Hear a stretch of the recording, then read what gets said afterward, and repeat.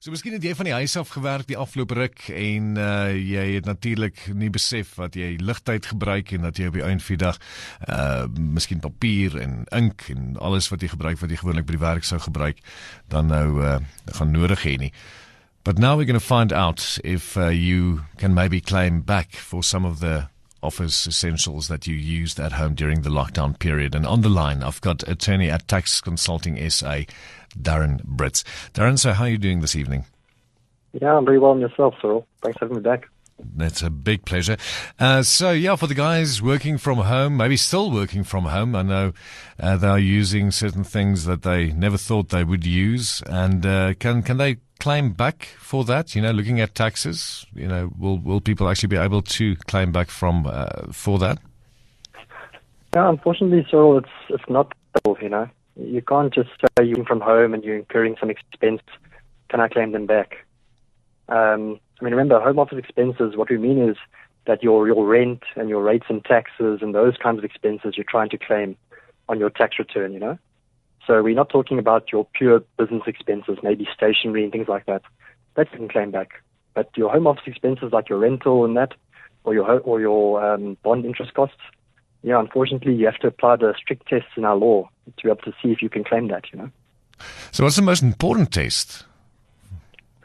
I suppose the most important test is you have to maintain a true home office at your house. So what that means is you can't be using your living room or your dining room space, partly for work and partly for your dinner, or perhaps you've got an extra room in the house using for your kids to play in and using it for your work. That's not enough, unfortunately. You need to maintain a home office. So that's a room in your home that's used exclusively for work.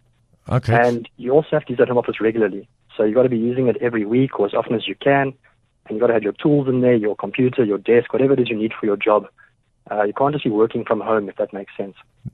All right. So, now I've understand it a little bit better. But the thing is, how do you prove that to SARS? Let's say you now dedicated a specific spot. How will they know what I use it for and how I use it? Yeah, and honestly, that's one of the most difficult parts of this whole test, Cyril. It's exactly that, SARS aren't going to come to everyone's home and have an inspection of their office, although it has happened in the past. We've seen some of our clients who they've been asked to send photos of their home office, especially when you're trying to claim a big space in your home. And then SARS are definitely interested and want to see why is your space so much bigger than everybody else's, The way we do it is you make that home office part of your employment agreement. So you should actually agree with your employer that, look, let's agree I need to work from home 3 days a week. Let's put it on contract or in writing. And you make it an obligation or a requirement of my job. So if SARS asks, why do you maintain an office, you can say, look, my employer forces me to do this. It's part of my employment. And SARS will generally accept that, All right. So I think, because I do believe that because of the lockdown and due to the lockdown and people working remotely, I sort of foresee that a lot of guys are going to start working from home because it's definitely going to cut some expenses for the employers. So I don't know. That's just maybe for the future. Who knows what is going to happen? But I would like to find out from you, just looking at the home office expenses, as you explained, what are the two different options that are currently available to employees and then also to the employers? Okay, so the first test, as we said earlier, all employees must maintain that exclusive home office. Okay, so that applies to all your employees. But in terms of the two options, what we mean by that is there's two payment structures you can agree with your employee. So we can agree that more than 50% of what I pay you will be commission. So that works for your salesmen and guys like that. And if we agree on that payment structure, you only need to spend 2 days a week at your home office. Your other 3 days you can spend at the employer's office, you can spend it on the road, anywhere you choose. The second option is more your regular employee.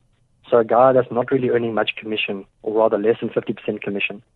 With those guys, you need to specifically agree that they will be at their home office at least 3 days a week. So the majority of their work days is spent at their home office, not at their employer's office. But other than that, it's quite flexible. You can agree very easily to have a portion of your time at your home office, a portion at work. As long as you are maintaining a true home office at home, that's critical. It sounds quite a lot like us. I mean, as DJs, a lot of the work gets done at home, and then we come in and we use the office space to then broadcast as well. So being independent contractors, what sort of stuff do we need to keep in mind when claiming home office tax deduction? Yes. So independent contractors are a little bit different. Their tests aren't as strict. And, you can claim a lot more of your expenses because you're conducting a trade, other than an employment trade.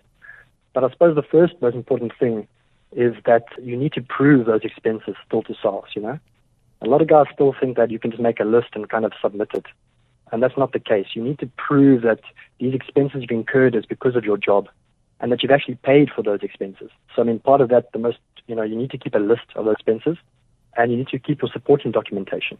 So, for example, if you've got bank statements which show you've made payments, or perhaps you've got invoices, if you've got supplies, etc., you're paying, your proofs of payment, whatever you can to support your case that you actually have incurred these expenses. And then, of course, the most important of all, as we discussed, is maintaining that home office in the true sense, All right. It's attorney at Tax Consulting SA, Darren Britz, that took time to speak to us about the home office expenses that you can claim for and those that you can't claim for, and also explained how it exactly works. So thank you so much for taking time, as always, and hopefully we'll be catching up with you soon enough. Yeah, I hope so. Thanks, Saran.